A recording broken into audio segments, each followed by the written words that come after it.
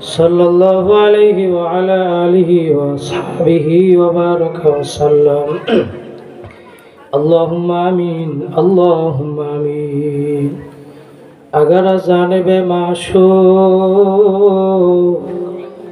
نباشد خشاشے طالب عاشق بیچارہ نراست بجائے ও মাবুদ গো এক ফোঁটা পানি দিয়াই বুনিয়াদুমকে বানাইয়া এই দুনিয়াতে কয়েকদিন ঘুরাইয়া ফিরাইয়া আবার ওই অন্ধকার কবরে নিয়ে যাইবেন। এই দুনিয়াতে আর কাহাকেও থাকতে দিবেন না। ভাই বলি বন্ধুরে বলি কেউ তো আপন না। ভাবিয়া চিন্তা করিয়া দেখিলাম মাওলা ওই অন্ধকার কবরে আপনি ছাড়া কেউ আপন হবে না।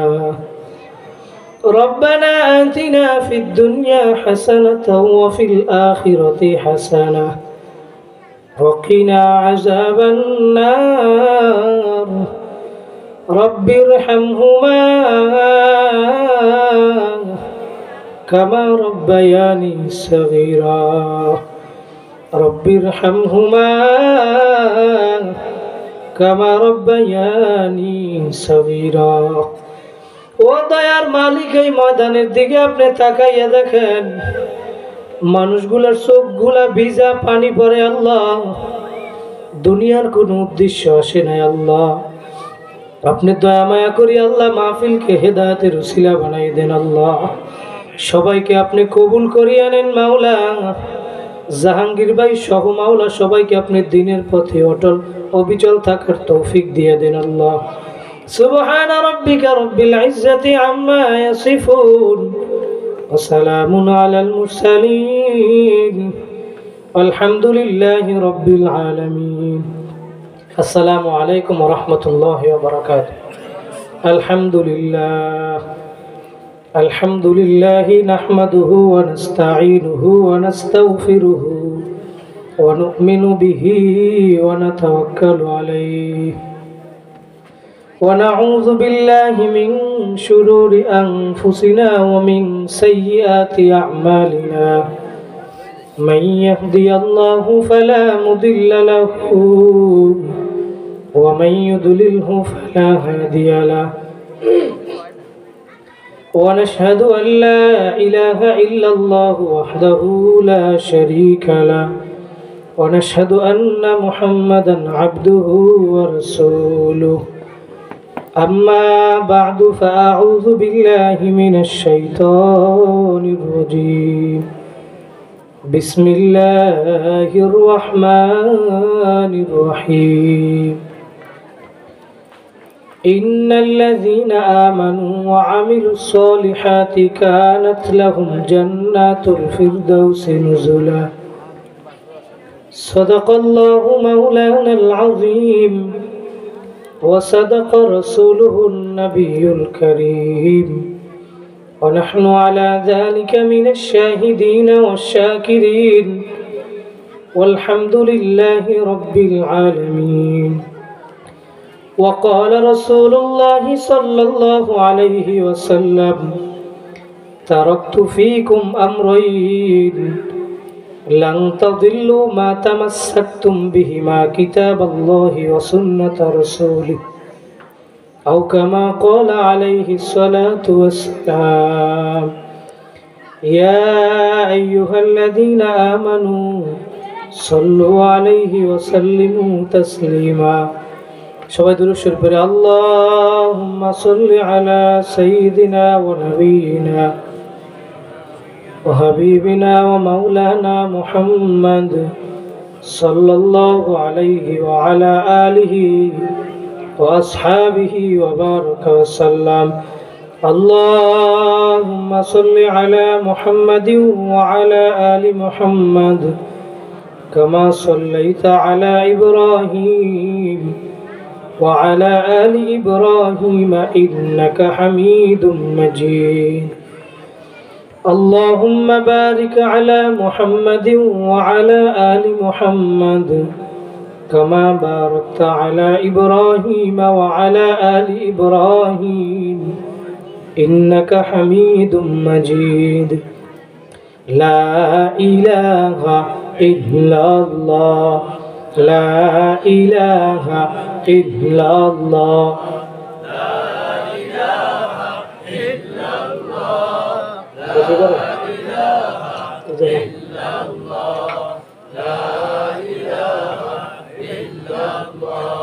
لا إله إلا الله لا إله إلا الله لا إله إلا الله لا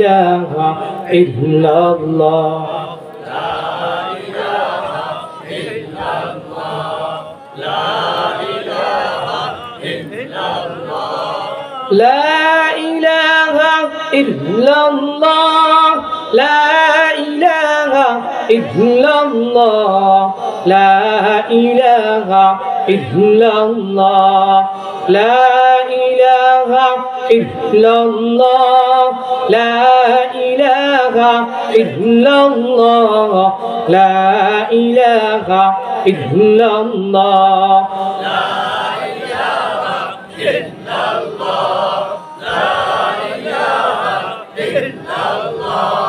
لا إله إلا الله محمد رسول الله صلى الله عليه وسلم শুকরিয়া সেই মহান রব্বুল আলামিনের দরবারে যেই মহান রব্বুল আলামিন আজকে এই ফাতেমাতুজ জোহরা মাদ্রাসার ময়দানে দ্বীনি মজলিসে আমাদেরকে আসার বসার দাওয়াত অনেককেই পৌঁছানো হয়েছে, ঠিক না? সবাইকে আসতে পারছে? আল্লাহ পাক সবাইকে তৌফিক দেয় নাই, যাকে আল্লাহ পাক তৌফিক দিয়েছে সেই আসতে পারছে, কি ঠিক না? এই যে একটা দ্বীনি মজলিস, জান্নাতের বাগান, এ ব্যাপারে কেন সন্দেহ আছে? যতক্ষণ এইখানে বসা থাকবেন ততক্ষণ আল্লাহ পাকের রহমত সাকিনে বর্ষণ হইতে থাকবে। চরমনার মরহুম আল্লাহর কুতুব সৈয়দ ফজলুল করিম রহমাতুল্লাহ আলাইহি বলছে, বাবারা মাহফিলের ময়দানে যাবা, বসবা, আখেরি মোনাজাত দিয়ে বাড়ি যাবা, তোমার আমল নামায় কমপক্ষে 50 লক্ষ নেকি জমা হয়ে যাবে। পিছনে সুবহানাল্লাহ কি আগামী বছর কইবেন নাকি? আপনারা বলেন না সুবহানাল্লাহ, জোরে বলেন সুবহানাল্লাহ। পিছনে যারা আছে সামনে আগাই বসেন, সামনে জায়গা আছে, সামনে আগান। যে ব্যক্তি একবার সুবহানাল্লাহ বলবে, আসমান জমিনের ভিতরে যত জায়গা আছে, লাহু মা বাইনা সামাওয়াতি ওয়া মা ফিল আরদ, আল্লাহ রাসূল বলে সব জায়গা আল্লাহ পাক নেকের দ্বারা ভরিয়ে দেবে। আল্লাহর কুতুব বলছে 50 লক্ষ নেকি জমা হয়ে যাবে। এই কথা বলার কারণে দেখছি বাংলাদেশের বিভিন্ন জায়গায় মানুষ যারা বিশেষ করে চরমনার মুরিদদের সাথে সম্পর্ক আছে, এরা মাহফিলে বেশি যায়। 3 মাইল 5 মাইল 7 মাইল 10 মাইল হাঁটিয়ে পরে মাহফিলে যায়, আসবে কিভাবে সেই চিন্তা করে না। যায় কিসের জন্য? নেকির জন্য। কিসের জন্য? এই যে সুবহানাল্লাহ বলছেন, নেকি হয় না? যতক্ষণ বসা থাকবেন এই যে সুবহানাল্লাহ, আলহামদুলিল্লাহ, আল্লাহু আকবার বলেন, যে ব্যক্তি একবার সুবহানাল্লাহ বলবে, আসমানের ভিতরে একটা তার জন্য গাছ বানাইবে আল্লাহ। ওই গাছটা এত বড়, একটা আরবের দ্রুতগামী ঘোড়া 70 বছর দৌড়াইলেও ছায়া অতিক্রম করতে পারবে না। ওই গাছের ভিতরে সব ফল থাকবে, ফল। দুনিয়ার একটা গাছে এক রকমের ফল থাকে, ঠিক না? আম গাছে আম হয়, লিচু গাছে লিচু হয়, কিন্তু আল্লাহ রাসূল বলছে জান্নাতের একটা ফল গাছের ভিতরে কমপক্ষে 40 রকমের ফল থাকে। একটা ফলে আবার এক রকমের স্বাদ না, দুনিয়ার এক ফলে এক রকমের স্বাদ। আপেলের ভিতরে আপেলের মজা, পেয়ারার ভিতরে পেয়ারার মজা, কিন্তু জান্নাতের একটা ফলের ভিতরে আবার কমপক্ষে 40 রকমের স্বাদ থাকবে। ওই ফল খাইতে চান না? কারা কারা চান? জোরে হাত জায়গায় একটা আল্লাহ বলিয়ে ডাকবেন। আল্লাহ কবুল করুক, বলে না। যে ব্যক্তি ওই একটা ফল খাইবে, তার মুখের ভিতরে 40 দিন মজা লাগিয়ে থাকবে। ওই ফল খাইতে চাই কি চাই না? সেই জন্যই তো এইখানে আসছে, কি ঠিক না? নেক উদ্দেশ্য, এই নেকের ভিতরেই সব আছে। কথা বলে ঠিক না? নামাজ, রোজা, হজ, যাকাত, সুন্নাত সব নেকের ভিতরে নাই? নেক কি জিনিস? সাহাবায়ে কেরাম একদিন বলছিল, ইয়া রাসূলুল্লাহ, ইয়া হাবিবাল্লাহ, নেকি কি জিনিস? আমরা তো বুঝলাম না।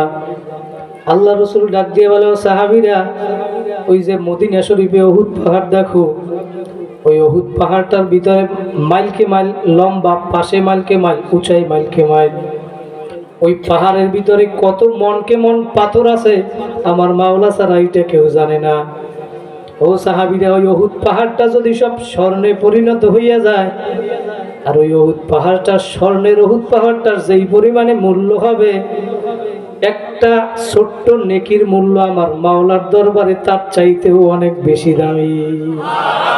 জোরে বলেন সুবহানাল্লাহ। বাইরে নেকির জন্য এখানে আসছি। দুনিয়ায় কার কখন কোন জায়গায় মৃত্যু হবে কেউ জানে না। আগামী বছর আবার এই মজলিস পাবো কিনা কোনো গ্যারান্টি নাই। আছে? কই কোন জায়গায় মরিয়ে পড়িয়ে থাকবে কেউ জানে না।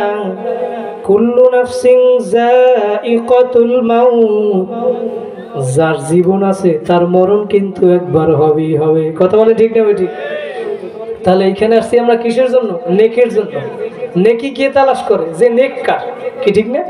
ভোট কে তালাশ করে? যে কাউন্সিলর, মেয়র। মার্ক কে তালাশ করে? যে স্টুডেন্ট, ছাত্র। যাত্রী খোঁজ করে কি? যে গাড়িওয়ালা, ঠিক না? মুসল্লি খোঁজ করে কি? যিনি ইমাম।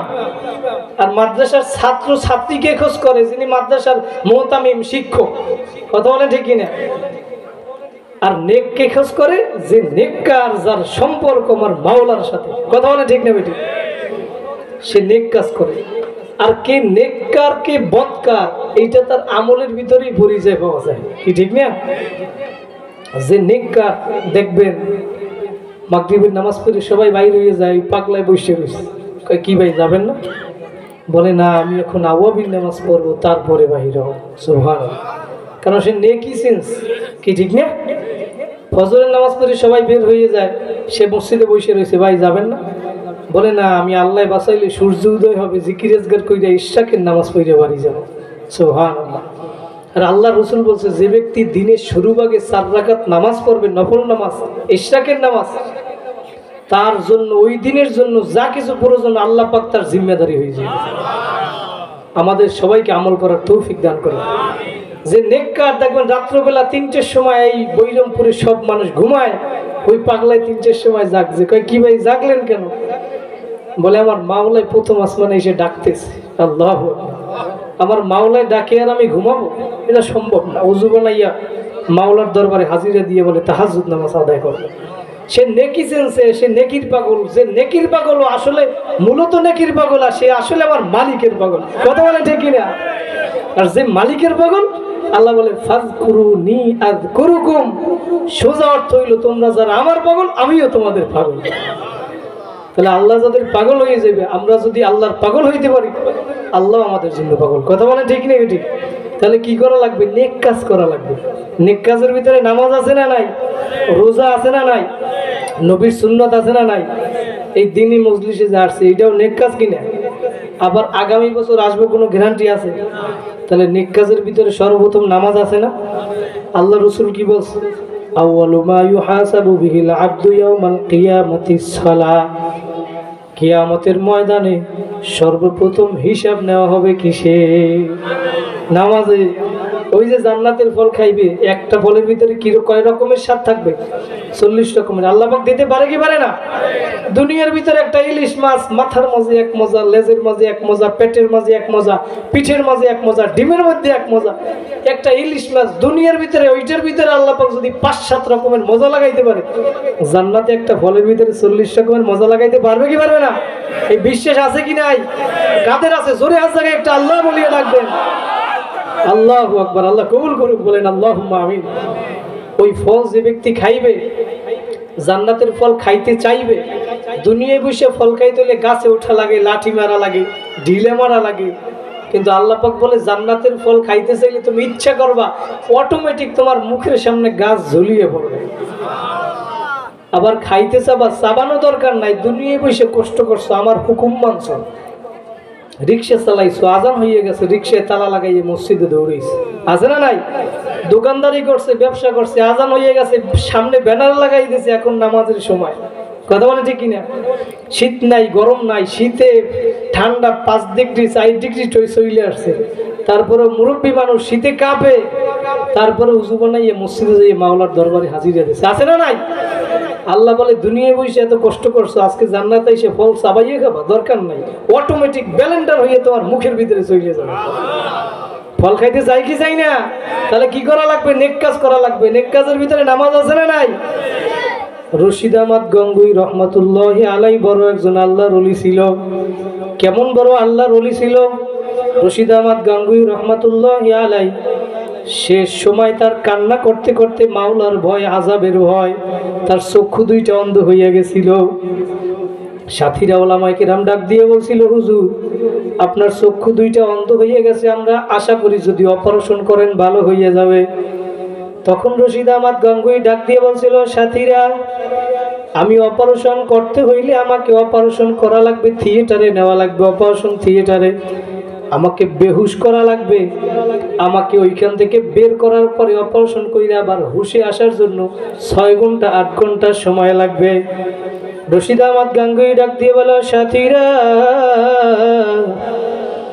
ওই 8 ঘন্টা সময়ের ভিতরে যদি আমার নামাজ কাজা হইয়া যায়, নামাজ কাজা কইয়া ভালো করার আমার ওই চক্ষু দরকার নাই।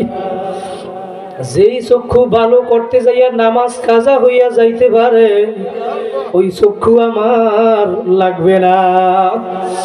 কেমন বড় আল্লাহর ওলি ছিল ভাইলা! যে যত বেশি আল্লাহর ওলি, তার ভিতরে নামাজ তত বেশি, নবীর সুন্নাত তত বেশি। কথা বলেন ঠিক না বেঠিক? নামাজ না পড়া, নবীর সুন্নাত না মাইনা কেউ আল্লাহর ওলি হইতে পারে না। কথা বলেন ঠিক না বেঠিক? আল্লাহু আকবার। ওই সাথীরা পরবর্তীতে বলছিল, হুজুর আমরা বিজ্ঞ একজন ডাক্তার পাইছি, সে আপনার অপারেশন ফজরের নামাজ পড়ে শুরু করবে, জোহরে আপনি আইসা জামাতে নামাজ করবেন, অথবা ঈশার নামাজ পড়ে শুরু করবে, আপনি ফজরে আইসা জামাত পড়বেন। তখন রশিদ আহমদ গঙ্গুই ডাক দিয়ে বলছে, ও সাথীরা আমার নবী বয়ান করছেন, কিয়ামতের ময়দানে যারা অন্ধ হইয়া উঠবা, আল্লাহু আকবার, কিয়ামতের ময়দানে যারা অন্ধ হইয়া উঠবা, আমার মাওলা তাদের কাছে কোনো প্রশ্ন করবে না। রশিদ আহমদ গঙ্গুই ডাক দিয়ে বলে, আমার তেমন কোনো আমল নাই, নামাজ নাই, রোজা নাই, আমলের ভিতরে যা আছে তাও ত্রুটিযুক্ত। আমি চিন্তা কইরা দেখলাম, কিয়ামতের ময়দানে যদি আমি অন্ধ হইয়া উঠতে পারি, হইতে পারে এই উসিলায় আমার মাওলা বলবে, যাও যাও যাও, তোমার কাছে আমার কোনো প্রশ্ন করা লাগবে না, এছাড়া আমার আর কোনো উপায় নাই। ভাইরা, তারা আল্লাহর ওলি হইয়া মাওলার কেমন পাগল ছিল। দুনিয়ার ভিতরে সাহাবায়ে কেরাম যারা দুনিয়ার ভিতরে জান্নাতের সার্টিফিকেট পাইল, আবু বকর, ওমর, উসমান, আলী, তালহা, জুবাইর, আব্দুর রহমান ইবনে আউফ, সাদ ইবনে আবি ওয়াক্কাস, সাইদ ইবনে যায়েদ, আবু উবাইদা ইবনুল জাররাহ রাদিয়াল্লাহু তাআলা আনহুমা, জোরে বলেন সুবহানাল্লাহ। এই 10 জন ব্যক্তি দুনিয়ার ভিতরে জান্নাতের সার্টিফিকেট পাইছে, তারপরেও নেকের জন্য পাগল ছিল কি ছিল না? জান্নাতের সার্টিফিকেট পাওয়ার পরেও নেক কাজ ছাড়ে না। আবু বকর রাদিয়াল্লাহু তাআলা একবার মসজিদে নববীর ভিতরে রাত্রিবেলা নামাজ পড়ে আর কান্না করে, চোখ দিয়ে পানি দরদর করিয়া পড়ে। আল্লাহ রাসূল হুজরার ভিতরে বইসে শুনতেছে, রাত্রবেলা কে যেন কাঁদতেছে মসজিদের ভিতরে। আল্লাহ রাসূল গিয়ে দেখি আবু বকর কান্না করে আর চোখ দিয়ে পানি পড়ে, নামাজের ভিতরে কোরআন তেলাওয়াত করে। ওয়ামতাজুল ইয়াউমা আইয়ুহাল মুজরিমুন। আল্লাহু আকবার। নামাজ শেষে আল্লাহ রাসূল ডাক দিয়ে বলে, আবু বকর আপনি কেন নামাজের ভিতরে কাঁদেন? আবু বকর ডাক দিয়ে বলে, ইয়া রাসূলুল্লাহ, ইয়া হাবিবাল্লাহ, কিয়ামতের ময়দানে যদি আমার মাওলা আমাকে ধরে আমি কি জবাব দিব? ওই গুনাহগার গুলাকে যখন আমার মাওলা আলাদা কইরা দিবেন, আমি আবু বকর যদি ওই গুনাহগার গুলার ভিতরে পড়িয়া যাই। আল্লাহ রাসূল ডাক দিয়ে বলে, আবু বকর আপনি তো দুনিয়ার ভিতরে জান্নাতের সার্টিফিকেট 1 নম্বরে পাইলেন, তারপরেও কেন কান্না করা লাগবে? আল্লাহু আকবার। আবু বকর রাদিয়াল্লাহু তাআলা জান্নাতের সার্টিফিকেট পাওয়ার পরেও নামাজের জন্য কত পাগল ছিল। হযরত ওমর ফারুক রাদিয়াল্লাহু তাআলা আনহু 2 নম্বরে জান্নাতে সার্টিফিকেট পাইল। আল্লাহু আকবার। মৃত্যুর সময় মৃত্যু হইয়া যাবে এমন অবস্থা, তখনও কিন্তু নামাজ ছাড়ে নাই। ওমর ফারুক রাদিয়াল্লাহু তাআলা আনহু যখন ইন্তেকাল করে, তার নামাজের ভিতরে যখন এইখানে ছুরি দিয়ে আঘাত করছিল আবু লুকলু নামক ব্যক্তি, আঘাত করার পরে ওমর রাদিয়াল্লাহু তাআলা রক্তে ভাইসা যাইতেছিল, তখনও সে নামাজ ছাইরা দেয় নাই। যখন সে থাকতে পারে নাই অবস্থা, তখন তার পিছনে ছিল আব্দুর রহমান ইবনে আউফ। আব্দুর রহমান ইবনে আউফকে টান দিয়ে সামনে দিয়ে আবু ওমর রাদিয়াল্লাহু তাআলা পাশে যাইয়া কাতারের পাশে যাইয়া বসছে, নামাজ আর দাঁড়াইয়ে থাকতে পারে না, রক্তে ভাইসা যাইতেছিল। তখন সাহাবায়ে কেরাম নামাজ ছাইরা দিয়া ওমরকে ধরবে এমন অবস্থা হইয়া গেছিল, কিন্তু ওমর রাদিয়াল্লাহু তাআলা ডাক দিয়ে বলে, আব্দুর রহমান, আগে নামাজ শেষ করো, নামাজ শেষ করো, তারপর আমি ওমরকে ধরতে আইসো। নামাজ শেষ করবা, তার আগে আমাকে ধরতে আসবা না, যদি আমার জীবন চলিয়ে যায়। জোরে বলেন আল্লাহু আকবার। দুনিয়ার ভিতরে জান্নাতের সার্টিফিকেট পাওয়ার পরেও তারা কত পাগল ছিল ভাইরা, আমি বুঝাতে চাইতেছি নামাজের জন্য তারা কত পাগল ছিল। আর আমরা আল্লাহু আকবার, ওই রশিদ আহমদ গঙ্গুই রহমাতুল্লাহি আলাইহি কিতাবের ভিতরে আসছে, দেওবন্দের মাদ্রাসা একটা অনুষ্ঠানে আসছিল, আসার পরে ব্যস্ততার কারণে জোহর অথবা আসরে তার তাকবীরে উলা ছুইটা গেছিল, প্রথম তাকবীরে উলা পায় নাই। নামাজের পরে বাচ্চাদের মতো কান্না শুরু করিয়া দিল। সাথীরা ডাক দিয়া বলে, হুজুর আপনি কেন কান্না করেন, নামাজ তো জামাতে পাইছেন। রশিদ আহমদ গঙ্গুই ডাক দিয়ে বলে, আমার আজকে 22 বছর পরে তাকবীরে উলা ছুইটা গেছে। আর বর্তমান আমরা তো কপাল পোড়া নেমক হারাম হইলাম। 22 বছর তো দূরের কথা, 1 বছর 6 মাস, 1 মাস 1 সপ্তাহ 1 দিন 5 ওয়াক্ত নামাজ, ওরে কপাল পোড়া, একদিনে 5 ওয়াক্ত নামাজ জামাতে আদায় করতে পারো না, আছে না নাই? আল্লাহু আকবার, আল্লাহু আকবার। ভাইরা, নামাজ না পড়লে কোনোদিন জান্নাতে যাওয়া যাবে না, কথা বলেন ঠিক না ঠিক? 5 ওয়াক্ত নামাজ পড়া আমার মাওলাকে রাজি খুশি কইরা কারা কারা জান্নাতে যাইতে চান, জোরে হাত দেখাই একটা আল্লাহ বলিয়া ডাক দেন। আর জোরে আমার মাওলা দেখুক এই আকলিম আফার মাদ্রাসার ময়দানে এই গুনাহগার গুলা বান্দা বান্দিরা মাওলার দরবারে হাত দেখাইয়া জোরে একটা ডাক দেন, আল্লাহ আল্লাহু আকবার। আপনি জমিনে বসে যখন আমার মাওলাকে ডাক দিবেন আল্লাহ, আপনি একটা ডাক দিবেন, আমার মাওলা উত্তর দিবে 70 বার। আমার মাওলা ডাক দিয়ে বলে, বান্দা বান্দিরা উদউনি আস্তাজিব লাকুম, তুমি আমাকে ডাকতে দেরি,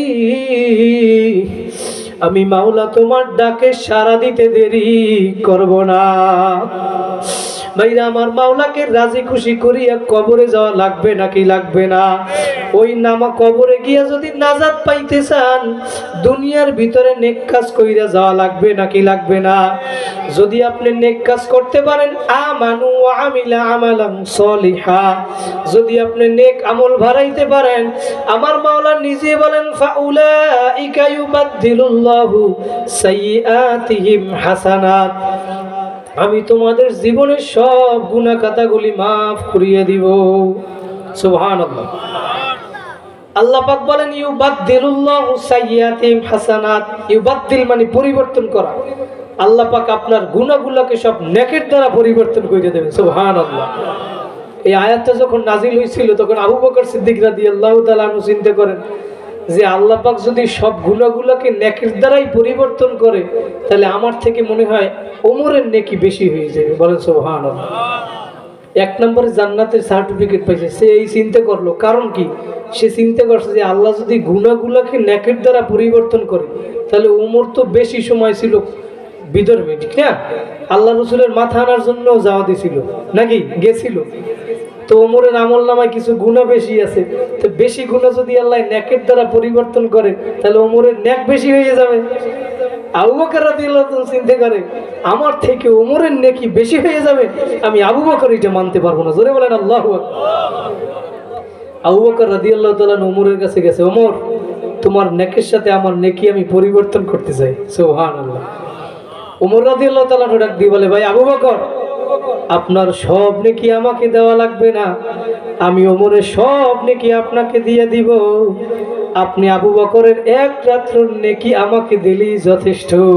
সুবহানাল্লাহ। এখন একটু চিন্তায় পড়ছে না, আমি দিতে চাইলাম ওমরের সব নেকি, ওমর বলতেছে এক রাত্রটা দিলেই যথেষ্ট। এখন একটু চিন্তায় পড়ছে না। এখন চিন্তা করে আল্লাহ রাসূলের কাছে জিজ্ঞেস করে দেখি কি করা যায়। আবু বকর রাদিয়াল্লাহু তাআলা এক নম্বরে জান্নাতে সার্টিফিকেট পাইছে, কেমন নেকের জন্য, তারপরেও পাগল ছিল। আল্লাহ রাসূল বলছে যে আবু বকরের সাথে আমার মাইয়াতের সম্পর্ক আর ওমরের সাথে বাদিয়াতের সম্পর্কের অর্থ হইল যে আমার পরে যদি কেউ নবী হইতো সেইটা হইতো ওমর। কে? কিন্তু আল্লাহ রাসূল বলে আমার জমানায় আমি নবী না হয়ে যদি অন্য কেউ হইতো সেইটাই তো আবু বকর। জোরে বলেন আল্লাহু আকবার। আবু বকর রাদিয়াল্লাহু তাআলা সেই নেকের জন্য কত পাগল ছিল। আবু বকর রাদিয়াল্লাহু তাআলা সেই কেমন নেকের জন্য পাগল, আর তার কেমন ক্ষমতা, কেমন শক্তিশীল ব্যক্তি। আল্লাহ রাসূলের কাছে জিবরাইল আলাইহিস সালাতু ওয়াস সালাম একবার আইসা বলতেছে, ইয়া রাসূলুল্লাহ, আমি এত দ্রুত আপনার কাছে আসি যাই, এত দ্রুত আসি, আমার এত ক্ষমতা ফেরেশতাদের ভিতরে, তা আমার তো এত শক্তি, আপনার সাথে আমার শক্তির একটু পরীক্ষা করতে চাই। কে বলে? জিবরাইল বলে। কাকে বলছে? আল্লাহ রাসূলকে বলছে। আল্লাহ রাসূল বলে, তুমি আমার সাথে শক্তি পরীক্ষা করবা, তোমার থেকে তো একটা আমার উম্মতের শক্তি বেশি। জোরে বলেন সুবহানাল্লাহ। জিবরাইল আলাইহিস সালাম বলতেছে, আমার থেকে আপনার উম্মতের শক্তি বেশি, তাহলে সেই উম্মতটাকে আমি একটু দেখতে চাই। আল্লাহ রাসূল বলে, আগামীকালকে মসজিদে নববীর দরজা যেয়ে দাঁড়াবা, আসরের নামাজের সময় দেখবা যে ব্যক্তি মসজিদে আগে আসবে এবং সর্বশেষ বাহির হয়ে যাবে, বুঝবা সেই হইল তোমার থেকে উত্তম এবং ক্ষমতাশীল ব্যক্তি। জোরে বলেন আল্লাহু আকবার। জিবরাইল আলাইহিস সালাম আগামীকালকে আসরের সময় মসজিদের নববীর দরজা যেয়ে ভিক্ষুকের সুরতে দাঁড়াইছে। দাঁড়াইয়ে দেখে যে ব্যক্তি মসজিদে সর্বপ্রথম আসতেছে সে দুনিয়ার আর কেউ না, হযরত আবু বকর সিদ্দিক রাদিয়াল্লাহু তাআলা। আবার অপেক্ষা করতেছে, দাঁড়াই রয়েছে, কে আবার শেষে বাহির হইবে। ভাই নামাজ পড়ে বাহির হইয়া যায়। এরপরে দেখে সর্বশেষ যে ব্যক্তি বাহির হইতেছে হযরত আবু বকর সিদ্দিক রাদিয়াল্লাহু তাআলা। জোরে বলেন সুবহানাল্লাহ। জিবরাইল আলাইহিস সালামের আর বুঝতে বাকি নাই, ডাক দিয়ে বলে, আবু বকর, আপনাকে আমি একটা প্রশ্ন করতে চাই। বলে, কি প্রশ্ন? বলে, আপনি এই মুহূর্তে পারলে বলেন যে জিবরাইল কোথায় উপস্থিত আছে। এটা কি বলা সম্ভব? আবু বকর বলে, কতক্ষণ সময় লাগবে? বলে, আপনি যত দ্রুত বলতে পারেন। বলে, আমি চক্ষু বন্ধ করবো আর খুলবো, এর ভিতরেই বইলে দেবো জিবরাইল কোথায় আছে। সুবহানাল্লাহ বলবেন। চক্ষু বন্ধ করছে আর খুলছে। জিবরাইল আলাইহিস সালাম বলে, আবু বকর, আপনি চক্ষু বন্ধ কইরা করছেন কি? আমি চক্ষু বন্ধ কইরা এই আসমান জমিনের ভিতরে যত জায়গা আছে, 8টা জান্নাত, 7টা জাহান্নাম, লাজা, হুতামা, সাইর, সাকর, জাহিম, হাবিয়া, সমস্ত জান্নাতগুলো সব জায়গায় জিবরাইলকে খুঁজছি। মাওলার আরশে আযমের আশেপাশে সব জায়গায় খুঁজছি, আমি জিবরাইলকে কোথাও পাই না। আমার মনে হয় আমার সামনে যে উপস্থিত সেই হলো জিবরাইল। জোরে বলেন আল্লাহু আকবার। জিবরাইল বুঝতে বাকি নাই, আমার থেকে আবু বকর ক্ষমতাশীল ব্যক্তি। সুবহানাল্লাহ। সেই আবু বকর রাদিয়াল্লাহু তাআলা নেকের জন্য কত পাগল ছিল, ওমর রাদিয়াল্লাহু তাআলা তারা নেকের জন্য কত পাগল ছিল। তাহলে আমাদেরকে কি পরিমাণ নেক কাজ করা লাগবে? নামাজের ভিতরে না, নেকের ভিতরে নামাজ আছে না নাই? নামাজ পড়া লাগবে নাকি লাগবে না? আজকে ঈশার নামাজ কারা কারা পড়ছেন? হাত জাগান। আলহামদুলিল্লাহ, অধিকাংশ মানুষই পড়ছে। আপনাদের মন কি খারাপ? মানুষ কম এই জন্য? মন খারাপ নাই, সব মানুষ হেদায়েত পাবে বিষয়টা এমন না। আল্লাহর কুতুবরা বলছে যদি 4 জন থাকে 4 জনের দিয়ে বয়ান করবো, সমস্যা কি? একজন যদি এইখান থেকে হেদায়েত পায়, এই মাহফিলের উসিলায় আমাদের মাহফিল সার্থক। এই যে আজকে ঈশার নামাজ পড়ছেন, অনেকে আজকে এই মাহফিলে আসছে এই জন্য ঈশার নামাজ পড়ছে, অনেক সময় পড়ে না, সামনে পড়ছে এই জন্য পড়ছে, আছে না নাই? তো এই যে ঈশার নামাজ পড়ছে, আবার কালকে ফজর নামাজ পড়বেন। আল্লাহ রাসূল বলে, মান সাল্লাল ইশা ফি জামাআতিন ফাকান্নামা কামা নিসফাল লাইল।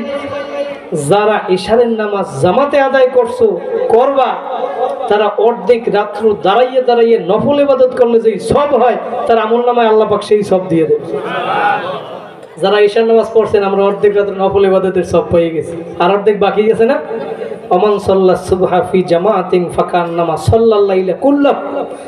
আল্লাহ রাসূল বলে, আয়েশা যদি আবার ফজর জামাতে আদায় করতে পারো, তাহলে পুরো রাত্র নফল ইবাদতের সব তোমার আমলনামায় দিয়ে দেবে। জোরে বলেন সুবহানাল্লাহ। আবার ফজরের নামাজ আইসে মসজিদের জামাতে কারা কারা আদায় করবেন, জোরে হাত জায়গায় একটা আল্লাহ বলিয়া ডাকবেন। আল্লাহ পাক সবাইকে কবুল করুক, বলেন আল্লাহুম্মা আমিন। তাহলে নামাজ পড়লেই জান্নাতে যাওয়া যাবে, কি ঠিক না? নবীর কাছাকাছি জান্নাতেও থাকা যাবে। মুসলিম শরীফের 981 নম্বর হাদিস, সেই হাদিসের ভিতরে রবিআ ইবনে কাব তিনি বর্ণনা করেন রাদিয়াল্লাহু তাআলা আনহু যে আমি একদিন রাত্রবেলা নবীর সাথে রাত্রি জাগরণ করছি। তো রাত্রবেলা আল্লাহ রসুল জাগছে, তাহাজ্জুদ নামাজ আদায় করবে। আমি আল্লাহ রসুলের আতাইতুহু বিউযুইহি ওয়া হাজাতিহি, আমি আল্লাহ রসুলের উজুর পানি এবং প্রয়োজনীয় যে জিনিসগুলো আল্লাহ রসুলের প্রয়োজন সবকিছু আইনা দিলাম। তো একটা মানুষের একটা যখন খেদমত কইরা দেয় সেই মানুষটা তখন খুশি হয় না? খুশি হয় না? খুশি হয়ে তার জন্য একটা দোয়া চলে আসে অটোমেটিক, আসে কি আসে না? তো আল্লাহ রসুল উজু বানাইলেন, যখন উজু বানাইতেছেন তখন রবিআ ইবনে কাব রাদিয়াল্লাহু তাআলা আনহু বর্ণনা করেন ওই উজু বানানোর সময় আল্লাহ রসুল আমার দিকে তাকাইছে, তাকাইয়ে বলতেছে, সাল রবিআ ইবনে কাব, তুমি কি আমার কাছে কিছু চাও? এই মুহূর্তে তুমি এই মুহূর্তে আমার কাছে যা চাইবে আমি তোমাকে তাই দিয়ে দেব। সুবহানাল্লাহ। ওই সময় যদি আমরা হইতাম, নবী বলছে আমার কাছে কিছু চাও, যা চাইবে তাই দিয়ে দেব, আমরা হইলে কি চাইতাম? ধন সম্পদের মালিক বানাইয়া দেন, গাড়ি বাড়ির মালিক বানাইয়া দেন, ক্ষমতায় বসাইয়া দেন। কিন্তু রবিআ ইবনে কাব ডাক দিয়ে বলে, ও নবী, আসআলুকা মুরাফাকাতাকা ফিল জান্নাহ, আমি জান্নাতের ভিতরে আপনার কাছাকাছি থাকতে চাই। জোরে বলেন সুবহানাল্লাহ। আল্লাহ রাসূল ডাক দিয়ে বলে, রবিআ ইবনে কাব আও গায়রা যালিক, তুমি আমার কাছাকাছি জান্নাতে থাকবা, এটা ছাড়া আর কে কিছু চাও না? বলে নবী, না না না, হুয়া যালিক, আমি ওইটাই চাই, আপনার কাছাকাছি জান্নাতে থাকবো। আল্লাহ রাসূল ডাক দিয়ে বলে, রবিআ ইবনে কাব, যদি তুমি সেইটাই চাও ফাআইন্নি আলা নাফসিকা বিকাসরাতিস সুজুদ, তুমি বেশি বেশি নামাজ পড়ো, সিজদা দাও। যত বেশি বেশি নামাজ পড়বা, সিজদা দিবা, তত বেশি আমি নবীর কাছাকাছি জান্নাতে থাকতে পারবা। কারা কারা নবীর কাছাকাছি জান্নাতে থাকতে চান? জোরে হাত জাগাই একটা আল্লাহ বলিয়া ডাক দেন। আল্লাহ তুমি আমাদের সবাইকে কবুল করিয়া নাও। ভাইরা, তাহলে নামাজ পড়া লাগবে নাকি লাগবে না? নবী মূসা আলাইহিস সালাতু ওয়াস সালাম যখন তুর পাহাড়ে উঠছিল মাওলার সঙ্গে দেখা করার জন্য, যখন আল্লাহর সাথে কথা বলতেছে, ওইখানে উঠা আল্লাহ রাব্বুল আলামিন নবী মূসার সাথে বিভিন্ন ভাষায় কথা বলে। নবী মূসা বুঝে না, তারপরে আরবিতে কথা বলে। আমার মাওলা বলে, নবী মূসা বুঝছো আমার কথা? বলে, হ্যাঁ বুঝছি। বলে, আমি কি বলছি? বলে, আপনি এতক্ষণ আমার সাথে যা বলছেন আমার কথা কিছু বলেন নাই, সব বলছেন নবী মুহাম্মদের উম্মতের কথা। সুবহানাল্লাহ। আর সেই নবীর উম্মত হইলাম আমরা, বিনা দরখাস্তে মাওলার কাছে কোনোদিন দরখাস্ত করি নাই। আল্লাহু আকবার। ওই নবী মূসা আলাইহিস সালাতু ওয়াস সালাম আল্লাহকে এখন ডাক দিয়ে বলে, দয়ার মালিক, আমি তোমার এই পাহাড়ে উঠে আমার মনে হইতেছে এত তোমার নিকটবর্তী হইছি, এত নিকটবর্তী কিয়ামতের আগ পর্যন্ত মনে হয় কেউ হইতে পারবে না। আমার মাওলা ডাক দিয়ে বলে, ও মূসা, তুমি আমার যে নিকটবর্তী হইছো, বাইনি ওয়া বাইনাকা হিজাব, তোমার আমার মাঝে এখনো ৭০,০০০ পর্দা আছে। একটা পর্দা ভেদ করতে হবে ১,০০০ বছরের রাস্তা। আর যখন ওই আমার নবীর শেষ নবীর উম্মত গুলো আসবে, ওই উম্মতেরা যখন নামাজের ভিতরে আমি মাওলার কুদরতি পায়ে সিজদা দিবে, তখন তাদের মাঝে আর আমার মাঝে কোনো পর্দাই থাকবে না। নবী মূসা তখন ডাক দিয়া বলে, দয়ার মালিক, তুমি যখন সেই শেষ নবীর উম্মতের এত প্রশংসাই আমার সাথে করো, তাহলে আমাকে আর নবী বানানোর দরকার নাই, আমারও সেই নবীর উম্মত বানাইয়া দাও। জোরে বলেন আল্লাহু আকবার। ভাইরা, নবীকে আগেকার নবীরা পর্যন্ত এই নবীর উম্মত হওয়ার জন্য মাওলার কাছে দরখাস্ত করছে, আর আজকে সেই নবীর উম্মত হইয়া নবীর আদেশ নিষেধ মানো না। নবী বলেন, তারাকতু ফীকুম আমরাইন লান তাদিল্লু মা তামাসসাকতুম বিহিমা কিতাবাল্লাহি ওয়া সুন্নাতা রাসূলি, আমি রাসূল তোমাদের মাঝে চিরজীবন থাকবো না। আমি তোমাদের মাঝে দুইটা জিনিস রাখিয়া গেলাম, এই দুইটা জিনিস যদি সুন্দরভাবে আঁকড়াইয়া ধরিয়া রাখতে পারো, আমার মাওলা তোমাকে জাহান্নামে দিবে না, নাজাত দিয়ে দিবে। ওই দুইটা জিনিস হইল আমার মাওলার কুরআন। বলেন কি? এক নাম্বার হইল কুরআনুল কারীম, দুই নাম্বার হইল আমার নবীর সুন্নাত। জোরে বলেন সুবহানাল্লাহ। নবীর সুন্নাত মানা লাগবে নাকি লাগবে না? আমার মাওলা অন্য এক আয়াতের ভিতরে বলেন, কুল ইন কুনতুম তুহিব্বুনাল্লাহ ফাত্তাবিউনি ইউহিব্বুকুমুল্লাহ ওয়া ইয়াগফির লাকুম যুনুবাকুম ওয়াল্লাহু গফুরুর রহিম। তোমরা আমাকে পাইতে চাও, যদি আমাকে ভালোবাসতে চাও, আল্লাহ বলে আমাকে যদি ভালোবাসতে চাও ফাত্তাবিউনি, আমার নবীর অনুসরণ করো। যদি নবীর অনুসরণ করতে পারো, ওয়া ইয়াগফির লাকুম যুনুবাকুম, আমি তোমাদের গুনাহ খাতাগুলি মাফ করিয়ে দিব। নবীর অনুসরণ কেমনে করবেন? নবী বলেন, মান আহাব্বা সুন্নতি ফাকাদ আহাব্বানি ওয়া মান আহাব্বানি কানা মাই ফিল জান্নাহ। যারা আমার সুন্নতকে মহব্বত করবা তারা জানো আমি নবীকেই মহব্বত করলা, আর যারা আমি নবীকে মহব্বত করবি তারা আমি নবীর সাথে জান্নাতে থাকতে পারবা। জোরে বলেন আল্লাহু আকবার। নবীর সাথে জান্নাতে থাকতে চাই কি চাই না? যদি চান তাহলে নেক কাজ করা লাগবে নাকি লাগবে না? নেক কাজের ভিতরে নবীর সুন্নাত আছে না নাই? নামাজ আছে না নাই? রোজা আছে না নাই? ভাইরা, এই মাহফিল আজকে পাইছেন, আর কোনোদিন পাবেন কিনা কোনো গ্যারান্টি নাই। আজকের এই দিন আর কোনোদিন কিন্তু আসবে না। আসবে? আগামী বছর এই মাহফিল পাবেন কিনা কোনো গ্যারান্টি নাই। আছে? বাচ্চা হারুনুর রশিদ ছিল, তার একজন খাদেম ছিল বাহলুল পাগলা। ওই বাহলুল পাগলা বাহলুল পাগলা একজন আল্লাহর ওলি ছিল। সে সমুদ্রের পাশে যে একবার বালুর উপরে ঘর আঁকে, আছে না? সে বালুর নদীর পারে যাই নিজের নাম লেখে, ঘর আঁকে কেউ, আছে না? সে ঘর আঁকতে আছে।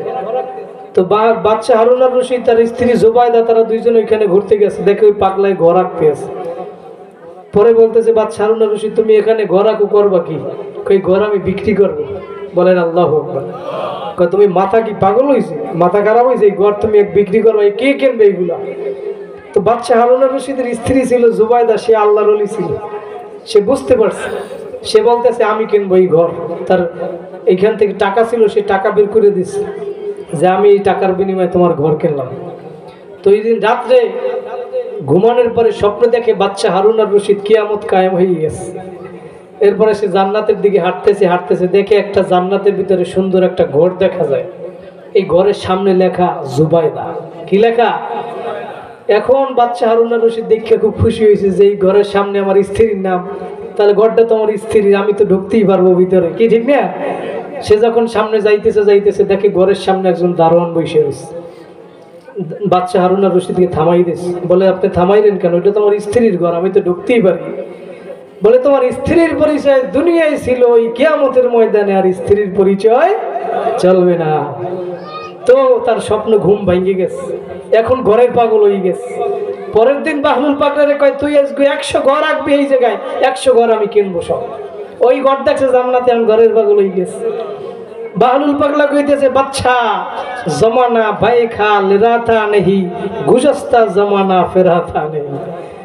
তোমার আমি ঘর দেব 100 নয়, আরো বেশি দেব। ওই কালকে যে দিনটা চলে গেছে না, ওই দিনটা যদি আমাকে আইনা দিতে পারো, 100 ঘর তোমাকে আমি দিব। আল্লাহু আকবার। পারবে দিতে? এই মাহফিল আজকের দিন, আগামী বছর এই মাহফিল পাবেন কিনা কোনো গ্যারান্টি আছে?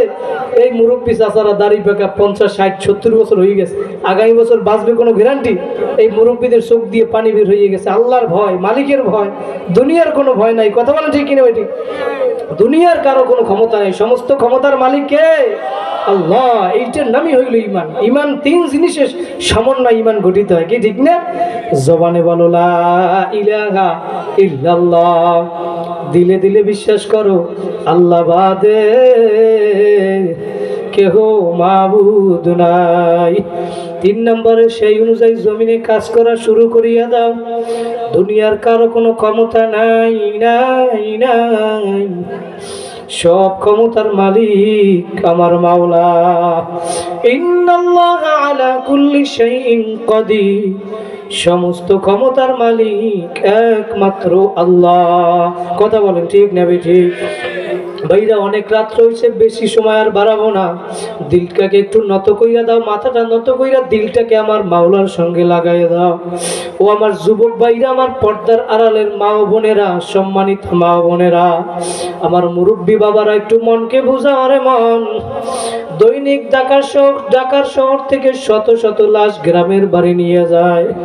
একবার যে চলিয়া যায় আর কোনো দিন আসবে না।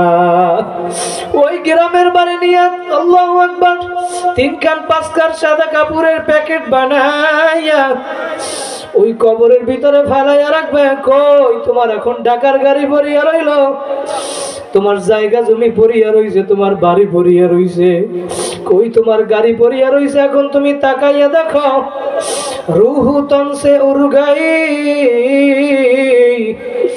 মুর্দা কি হালাত কিয়া হুই। তোমার রুহু বের হয়ে গেছে, এখন তোমার আর কোনো দাম নাই। তোমার লাশটা পইরা রইল, ওই লাশটা তোমার ঘরেও আর রাখবে না। যেই ঘরের জন্য এত পাগল হইছো, দুনিয়ায় বৈশা সম্পদ গুছাইলা, কত কষ্ট কইরা মাথার গাম পায়ে ফালাইয়া সন্তানের জন্য ঘর বানাইলা, স্ত্রীর জন্য সুন্দর আরাম আয়েশের জায়গা বানাইছো, আজকে তোমার লাশটা ঘরের ভিতরে আর জায়গা দিবে না, দিবে না। ওই লাশটা উঠানের ভিতরে 3 খান 5 খান কাপড়ের প্যাচ দিয়ে ফালাইয়া রাখবে। ও আমার মা বোনরা, একটু মনকে বুঝাও রে মন। কোন দুনিয়ায় আসছো, কিসের জন্য আসছো, কি নিয়ে রওনা করলাম?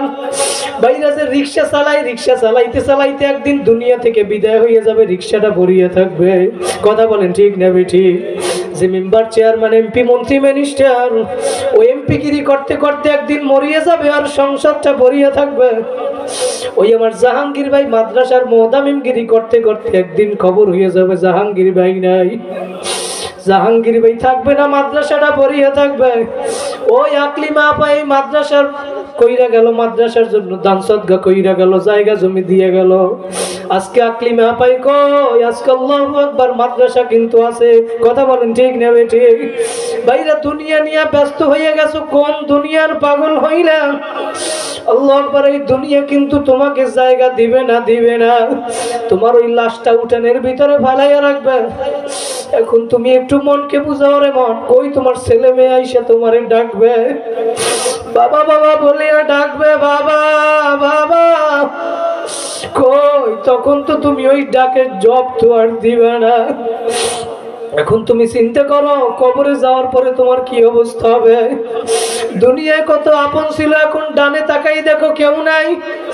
আমার মাওলা বলে, বান্দা বান্দি, যখন তুই তোর মায়ের পেটের ভিতরে ছিলি তখন তোর কেউ আপন ছিল না। তোর নাক দিয়া শ্বাস করা লাগে নাই, মুখ দিয়া খাওয়া লাগে নাই, পায়খানা পেশাব করার প্রয়োজন হয় নাই। আমি তোরে কুদরতি ভাবে বাঁচাইয়া রাখছি।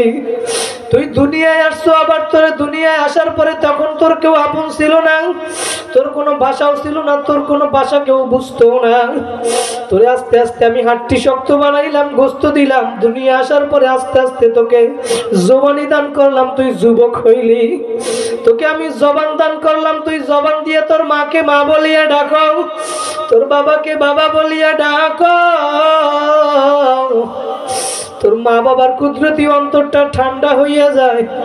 কিন্তু তোর ওই জবানটা দিছিলাম তো আমি মাওলা, ওই জবান দিয়ে যদি আমি মাওলারে একবার আল্লাহ বলিয়া ডাক দিতি, ভাইয়া জোরে একটা আল্লাহরে ডাক দেন, আল্লাহ। আমার মাওলা বলে, তুই আমারে ডাক দিতে দেরি, লাব্বাইকা ইয়া আবদি। আমার মাওলা সাথে সাথে বলে, বান্দা বান্দি তুই আমারে ডাকুকা।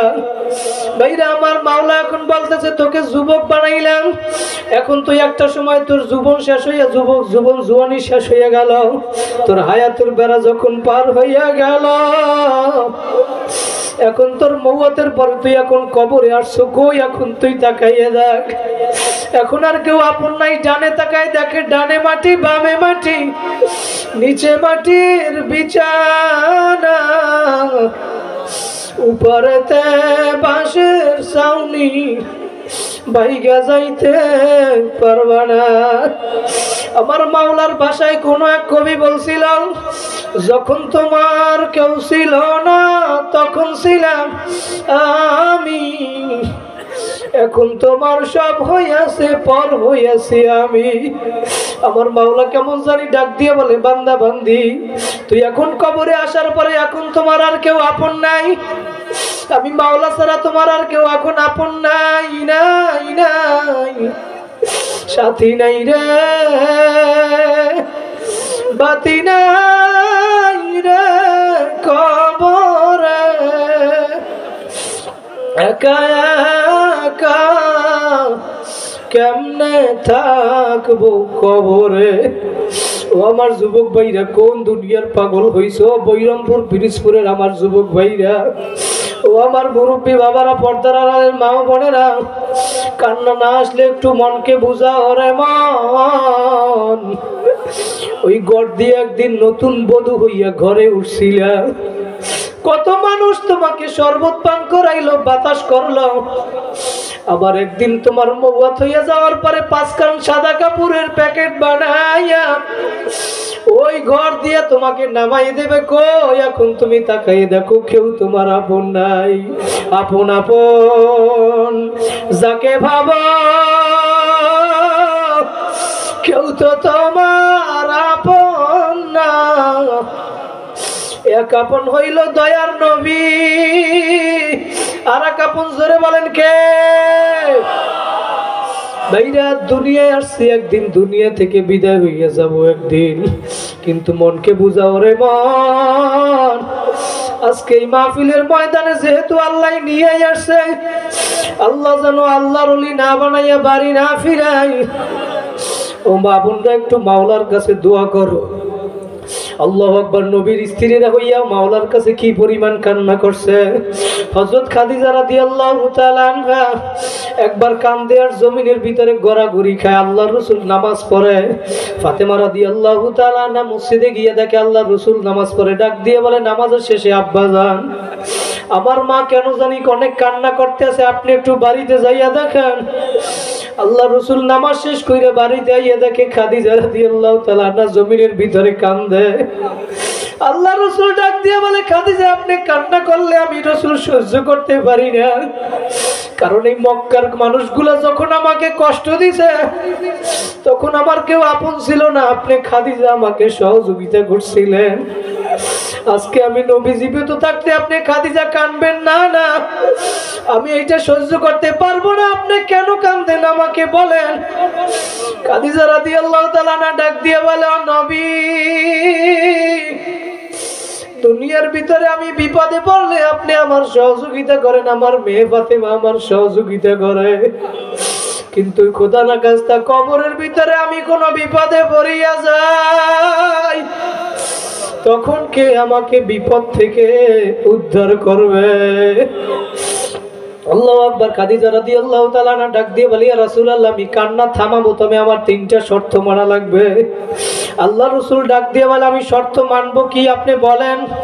খাদিজা রাদিয়াল্লাহু তাআলা না ডাক দিয়ে বলে, ও নবী, আমি ইন্তেকাল যদি আপনার আগে হইয়া যায় তাহলে আমার জানাজার নামাজ আপনার নবীর পড়ানো লাগবে।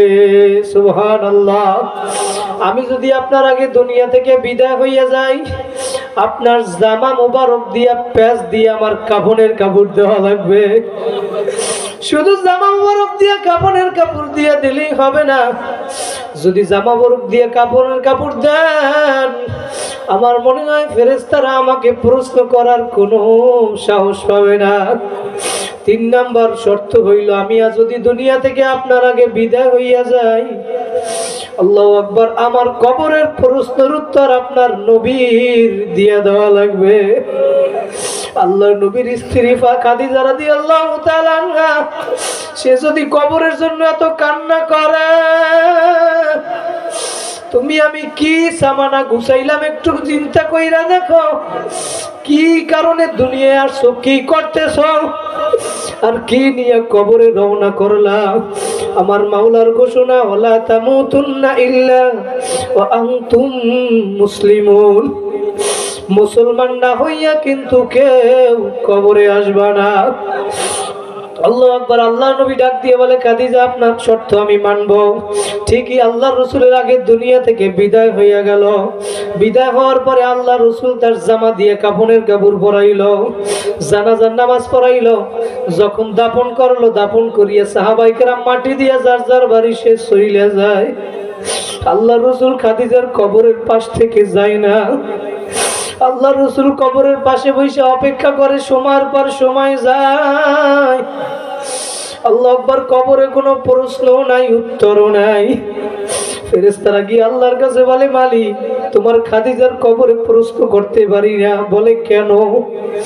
বলে তোমার হাবিব, তোমার বন্ধু খাদিজার কবরের পাশে দাঁড়াইয়া রইছে, তার কবরের প্রশ্নের উত্তর দেওয়ার জন্য। আমার মাওলাই তো সবই জানে, তারপরেও ডাক দিয়া বলে, ও বন্ধু আপনি ওইখানে কেন অপেক্ষা করে? আল্লাহ রসুল ডাক দিয়ে বলে, ও দয়ার মালিক, খাদিজার কবরের প্রশ্নের উত্তর দেওয়ার জন্য আমি অপেক্ষা করি। আমার মাওলা ডাক দিয়া বলল, বন্ধু লাগবে না, লাগবে না। খাদিজার কবরের প্রশ্নের উত্তর আপনার দেওয়া লাগবে না, খাদিজারও দেওয়া লাগবে না, ফেরেশতাকেও দেওয়া লাগবে না। খাদিজার কবরের প্রশ্নের উত্তর স্বয়ং আমি মাওলা নিজেই দিয়ে দিব। বাইরে তারা দুনিয়ার ভিতরে নবীর স্ত্রী হইয়াও কবরের জন্য কি পরিমাণ কান্না করছে। আবু যর গিফারি যখন ফাতেমা রাদিয়াল্লাহু তাআলা আনহাকে কবরের ভিতরে রাখছিল, তখন কবরের মাটিকে ডাক দিয়ে বলছিল, কবরের মাটি, কাকে কবরে রাখছি জানো? আল্লাহু আকবার। হাসান হুসাইনের মা ফাতেমা কবরে রাখছি, যারা জান্নাতের ভিতরে যুবকদের সর্দার হবে। ও মাটি বেদবি করিও না, কাকে কবরে রাখছি জানো? আল্লাহু আকবার। আলী কাল্লাম আল্লাহ, আলী কাররামাল্লাহুর স্ত্রী সহধর্মিনী ফাতেমাকে কবরে রাখছি। ও মাটি বেদবি করিও না, কাকে কবরে রাখছি জানো? আল্লাহ রাসূলের দু জাহানের বাদশাহ আল্লাহর নবীর মেয়ে ফাতেমারে কবরে রাখলাম। মাটি বেদবি করিও না। মাটির জবান আমার মাওলা খুইলা দিছে, ডাক দিয়ে বলে, আবু যর গিফারি, আমি কবরের কাছে কার মেয়ে, কার স্ত্রী, কার মা, কোন বংশের মেয়ে, কোন টাকাওয়ালা, কোন ধনীওয়ালা, এই পরিচয় চলবে না। আমি এইখানে যদি কবরে ভালো আমল নিয়ে আসতে পারো, আমি কবরের মাটি, আল কবরু রাউযাতুম মির রিয়াজিল জান্নাহ, আমি তোমাদের জন্য একটা জান্নাতের বাগান হইয়া যাব। আর যদি নাফরমান হইয়া কবরে আসো, আমার মাওলা বলেন, মিউ ওয়ারাইহিম জাহান্নাম, কবরের ডানে আগুন, বামে আগুন, সামনে আগুন, পিছনে আগুন। ওই কবরে মা নাই, ভাই নাই, বন্ধু নাই, আত্মীয় স্বজন কেউ নাই। আও হুফরাতুম মিন হুফারিন নার। আল্লাহু আকবার। কবরের মাটি বলে, আমি দুই পাশের মাটি এমন জোরে চাপ মারব, আল্লাহ রাসূল দেখাইয়া দেয়, এই হাতের ভিতরে ঢুকাই এক পাথরের হাড়টি আর এক পাথরে ঢুকাইয়া ফেলাইবে। ও যুবক, সহ্য করতে পারবা না, কোন দুনিয়ার পাগল হইছো? ও আমার মা বোনেরা, পর্দার আড়ালের মা বোনেরা, কার পাগল হইছো তুমি? যদি আজকে দুনিয়া থেকে বিদায় হইয়া যাও, তোমার স্বামী যদি যুবক হয়, 3-4 দিন পরে, 1 মাস পরে আরেকজন স্ত্রী নিয়ে আনন্দ ফুর্তি করবে। ও আমার যুবক ভাইরা, তুমি যদি বিদায় হইয়া যাও, তোমার স্ত্রী আরেকজনের সাথে বিবাহ বসবে, আনন্দ ফুর্তি করবে, তোমার খবর নিবে না। ও আমার মুরব্বী বাবারা, পিরোজপুরের, বৈরামপুরের আমার ভাইরা, আমার মাদ্রাসার শিক্ষক শিক্ষিকা, ছাত্র ছাত্রী ভাই বোনেরা, একটু মনকে লাগাইয়া দাও। 10টা মিনিট একটু আসন দিয়া বসো, দিলটাকে মাওলার সঙ্গে লাগাইয়া দাও। একটু মনে মনে ভাবো, কার মা নাই, কার বাবা নাই, ওই মা বাবার উসিলায় দুনিয়ায় আসছো, দিন পাইছো। ও আমার ছাত্রী ভাই বোনেরা, ছাত্ররা, একটু খেয়াল করো, তুমি মাদ্রাসায় থাকো, কত কষ্ট করে তোমার বাবা মা। আজকে মাদ্রাসায় কত আনন্দ হইল, কত সুন্দর অনুষ্ঠান হইল, কতগুলা গার্জিয়ানদেরকে পাগড়ি দেওয়া হইল, আল্লাহু আকবার, তাদেরকে রুমাল দেওয়া হইল। ওই কিয়ামতের ময়দানে আমার মাওলা কবুল করলে নূরের ফুল টুপি পরাইয়ে দিবে। জোরে বলেন আল্লাহু আকবার। ভাইরা একটু মনকে বোঝাও, আরে মন, কি জন্য দুনিয়ায় আসলাম আর কি করতেছি আর কি নিয়ে রওনা করবা, কি করতেছো একটু মনকে বুঝাও রে মন। কার মা নাই, কার বাবা নাই, মা বাবা সহিলা গেছে, আমি আর থাকবো না। আগামী বছর হয়তো আমি দাওয়াত দিতে পারি, আসবো কিনা কোনো গ্যারান্টি নাই। হয়তো বা আসবো, আইসা দেখবো জাহাঙ্গীর ভাই দুনিয়ায় নাই। হইতে পারে আমার ওই আকলিম আপার ছেলে আর দুনিয়ায় থাকবে না, সে আজকে নাই, তার ভাই আসছে, সেও হইতে পারে দুনিয়ায় আর থাকবে না। ও আমার মুরব্বী বাবারা, মাহফিল চলবে, হইতে পারে আগামী বছর আর আপনি থাকবেন না। ভাইরা একটু মনকে বুঝাও রে মন। কই দুনিয়ার ভিতরে এক সেকেন্ডের ভিতরে এক প্রান্ত থেকে অন্য প্রান্তে খবর নেওয়া যায়, কিন্তু তোমার আমার বাড়ির দরজায় যে আব্বা আম্মা ঘুমাইয়া রইল, আজকে 10 বছর 20 বছর হইয়া গেল, কই একদিন খবর নিতেও পারো নাই, দিতেও পারো নাই। কয়দিন আগে ঢাকায় বসে একটা বয়ানের পরে এক যুবক এসে বলে, হুজুর আমি ঢাকা শহরে রিক্সা চালাই, আমার বাড়ি বরিশাল ভোলা, আমার বাবা কয়দিন আগে দুনিয়া থেকে বিদায় হইয়া গেছে, সংসার চালানোর জন্য আমি ঢাকায় রিক্সা চালাই, রিক্সা চালাইয়া টাকা পয়সা বাড়িতে মাকে পাঠাই, মায়ের সাথে মোবাইলে কথা বলি, আনন্দ ফুর্তি পাই। হুজুর কয়দিন আগে আমার মাও দুনিয়া থেকে বিদায় হইয়া গেছে, আমি এখন ঢাকায় একটা ভালো চাকরি করি, মানুষের সাথে থাকি, ভালো বেতন পাই, সারাদিনে আমার কিছু মনে পড়ে না হুজুর। রাত্রবেলা যখন আমি বিছানায় ঘুমাইতে যাই, চোখ দিয়ে পানি পড়ে, বালিশ ভিজাইয়া ফেলাই, চোখের পানি রাখতে পারি না, ওই মা বাবার কথা মনে পড়ে যায়। আমি এখন ভালো চাকরি করি, টাকা পয়সা পাই, আমার বাবা যখন জীবিত ছিল একটা লুঙ্গি পর্যন্ত কিনে দিতে পারি না। আল্লাহু আকবার। তখন ওই যুবক বলতেছে, হুজুর আমি একদিন লুঙ্গি কিনতে গেলাম, লুঙ্গি দেখে আমার বাবার কথা মনে পড়ে গেছে, আজকে যদি আমার বাবা থাকতো আমি একটা নয় 100 লুঙ্গি দিতে পারতাম, কিন্তু আমার বাবা দুনিয়ায় নাই। একটা শাড়ি দেখা মায়ের কথা মনে পড়ে, কিন্তু মা আজকে দুনিয়ায় নাই। ও যুবক ভাইরা, আমার মুরব্বী বাবারা, আমার পর্দার আড়ালের মা ও বোনেরা, যাদের মা বাবা নাই, একটু মনকে বুঝাও রে মন। ওই কবর থেকে তোমাদের দিকে তাকাইয়ে রইছে।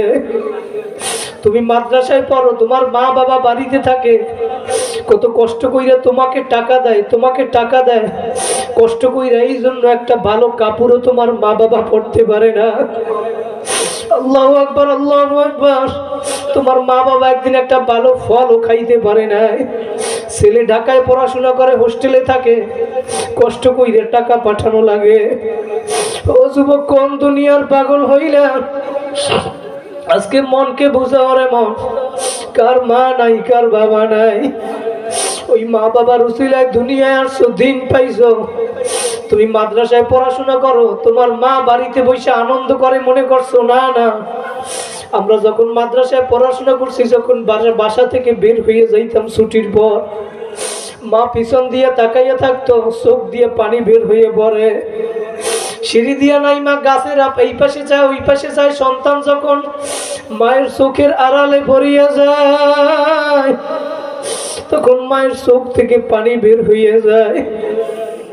ওই মা তোমার জন্য বাড়ি বসে আনন্দ, কত মেহমান আসে, সবাইরে কত সুন্দর সুন্দর খানা পাক করিয়া খাওয়ায়, কিন্তু তোমার মায়ের কলিজাটা ফাইটা যায়, একটা গোস্তের টুকরা নিজে মুখে দেয় না, কারণ সন্তান মাদ্রাসায় পড়ে।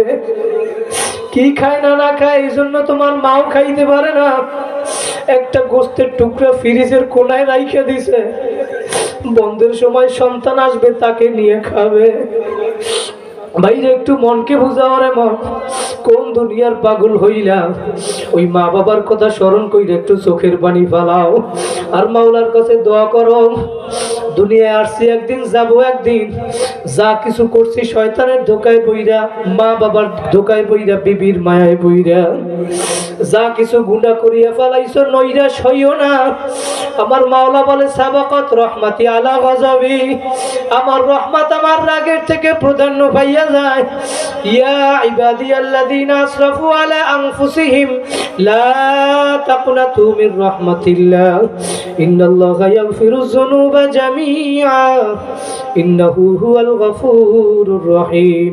বাজা বাজা খরচে হাসতি বাজা গর কাফেরো গিবরো বুত পুরস্তি বাজাই দরগাহে মাদরগাহে নাউমিদিনী সদবরাগার তওবা শিখাস্তি বাজা।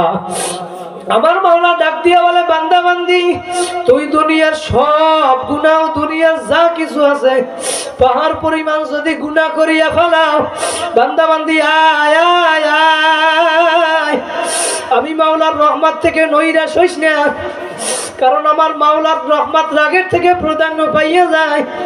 আমার মাওলা ডাক দিয়া বলে বান্দা বান্দি তোকে আমি নফস দিছি, তুই দুনিয়ার ভিতরে চেষ্টা করার পরেও তোর থেকে গুনাহ হইয়া যাবে আমি মাওলা জানি, এই জন্য আমি তোর জন্য তওবার দরজা খোলা রাখছি। বান্দা বান্দি আয় আয় আয়, তুই যদি একবার তওবা করো আবার যদি ভাঙ্গো, আরবার যদি ভাঙ্গো আবার তওবা করো আবার ভাঙছো, একবার ভাঙছো দুইবার ভাঙছো, নৈরাশ হইস না বান্দা বান্দি, 100 বারও যদি ভাঙ্গিয়া থাকো আয় আয়, আমি মাওলার রহমত বড়।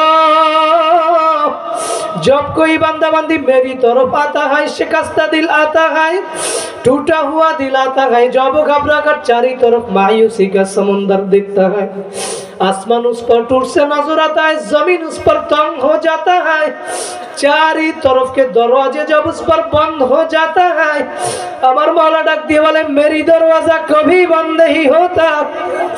अमर मौला वाले दुनियार सब दरजा जदियो बंद आमिर माওলার दरजा 24 घंटा खोला। बंदा बंदी आय आय आय, আমি মাওলাকে যদি ডাকার মতো ডাকতে পারো উদউনি আস্তাজিব লাকুম, তুমি আমাকে ডাকতে দেরি আমি তোমার ডাকে সাড়া দিতে দেরি করব না। ও ভাইরা বেশি আর আলোচনা করব না, বিশ্ব হুজুর আসছে, হুজুরে আপনাদের কাছে অল্প একটু মুখতাসা আলোচনা করে দোয়া করবেন।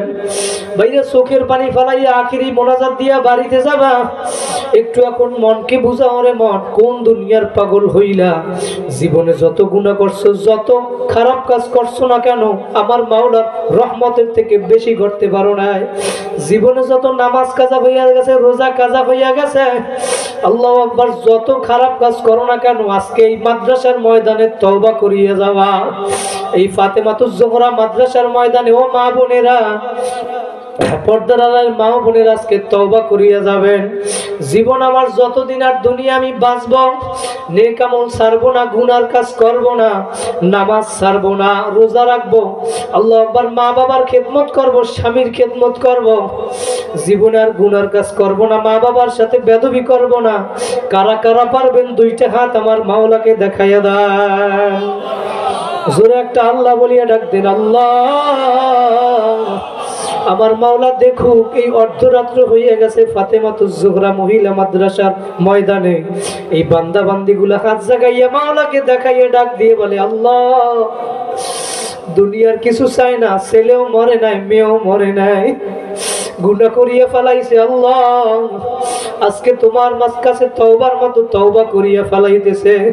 আমার সাথে সবাই পড়েন আস্তাগফিরুল্লাহাল্লাযী লা ইলাহা ইল্লা হুয়াল হাইয়ুল কাইয়্যুম ওয়া আতুবু ইলাইহি লা হাওলা ওয়ালা কুওয়াতা ইল্লা বিল্লাহিল আলিয়্যিল আযীম।